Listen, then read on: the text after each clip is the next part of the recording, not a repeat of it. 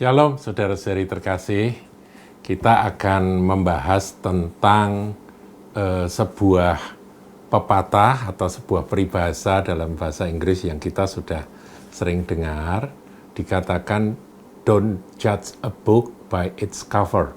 Artinya jangan kita itu menilai isi dari sebuah buku dari covernya saja. Ya memang kalau kita pergi ke toko buku, cover-cover buku itu dibuat semenarik mungkin dengan judul-judul yang bagus.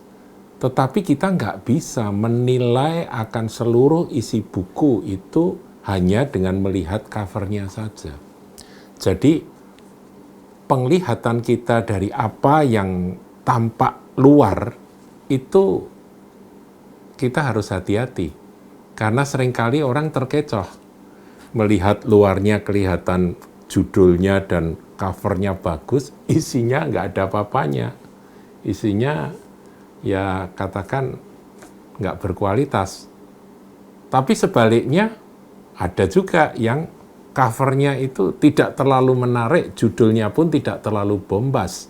Tapi begitu dibaca ternyata isinya sangat-sangat padat dan bermanfaat.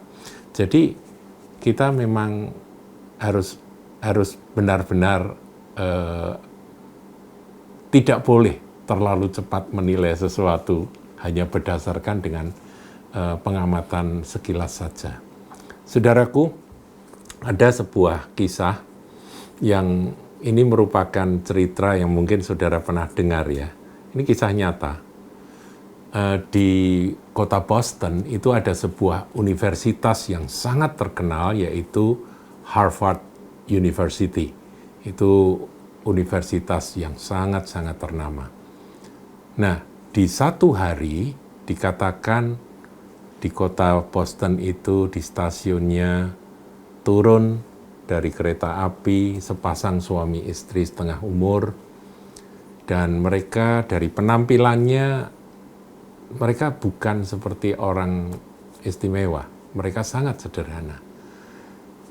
Wanitanya, jadi ibunya yang perempuan itu memakai gaun yang sudah mulai memudar warnanya, mungkin terlalu sering dicuci.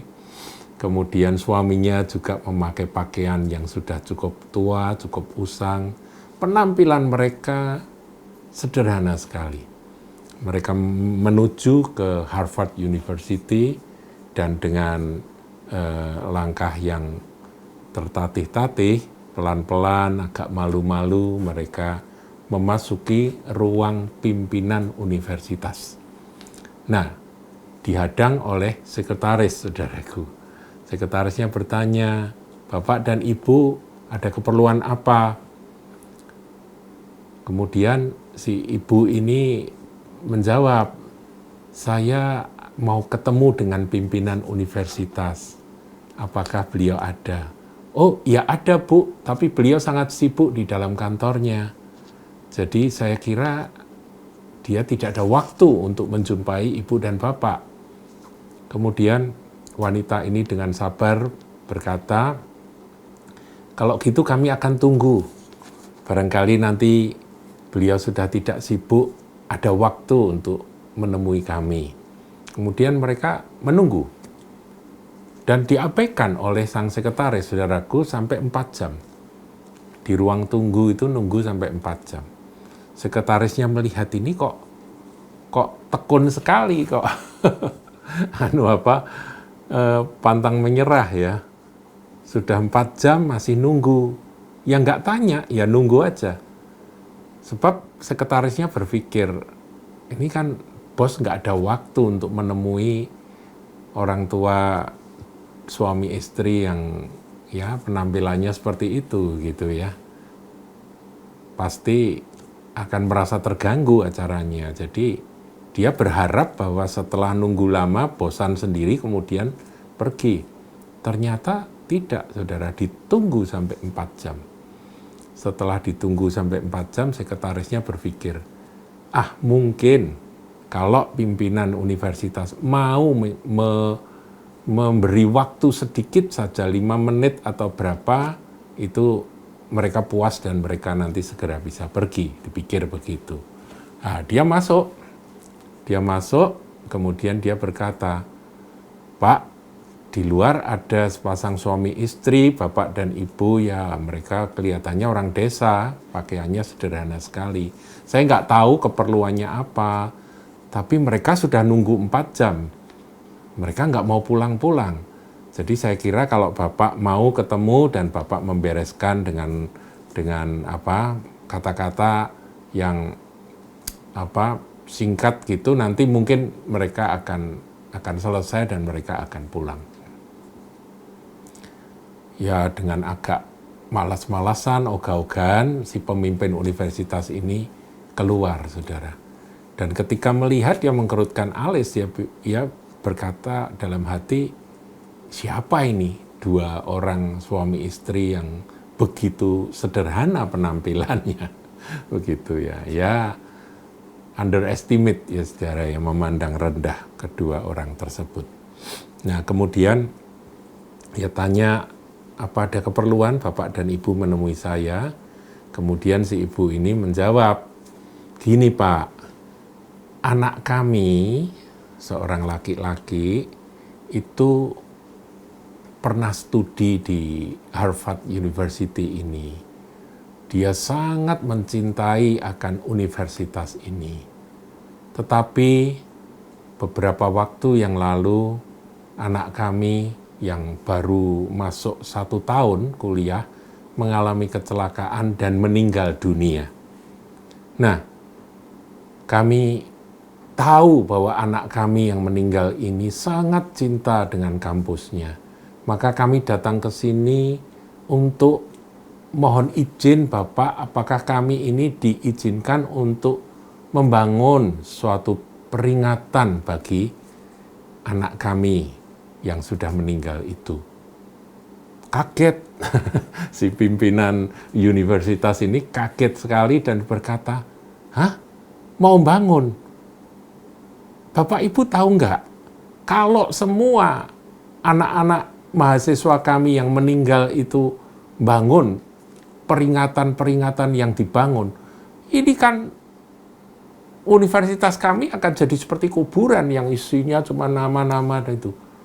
Oh, enggak begitu Pak. Si ibu langsung berkata, bukan begitu maksud kami. Maksud kami, kami ingin membangun sebuah bangunan yang bermanfaat bagi Universitas Harvard ini. Karena anak saya yang meninggal itu sangat mencintai kampusnya. Bangunan, si pemimpin ini bertanya, hah? Bangunan? Sekali lagi mereka melihat penampilan dari suami istri, bapak dan ibu yang begitu, ya maaf kata deso, saudaraku ya, pakaiannya sangat sederhana. Bangunan. Nyonya, Anda tahu nggak bahwa seluruh bangunan ini untuk bangunannya saja, belum biaya-biaya yang lain, untuk bangunannya saja, itu harganya 7,5 juta US dollar. Ya dengan ketus dia mengatakan itu dengan, ya maaf kata, itu sebuah kata-kata yang meremehkan sekali akan kedua orang tua itu. Kemudian si ibu terdiam, dia berpaling kepada suaminya, dia berkata, suamiku, kalau 7,5 juta US dollar bisa membangun seluruh kampus ini, mengapa kita tidak membangunnya sendiri? Saudara, kaget. Si pimpinan universitas ini kaget. Dia terkejut mendengar kata-kata itu. Tapi kedua suami istri itu mohon diri dan pergi. Mereka pergi kemana? Pergi ke California, saudara. Dan mereka mencari tanah dan mereka mulai membangun dan mendirikan sebuah universitas. Ini kisah nyata.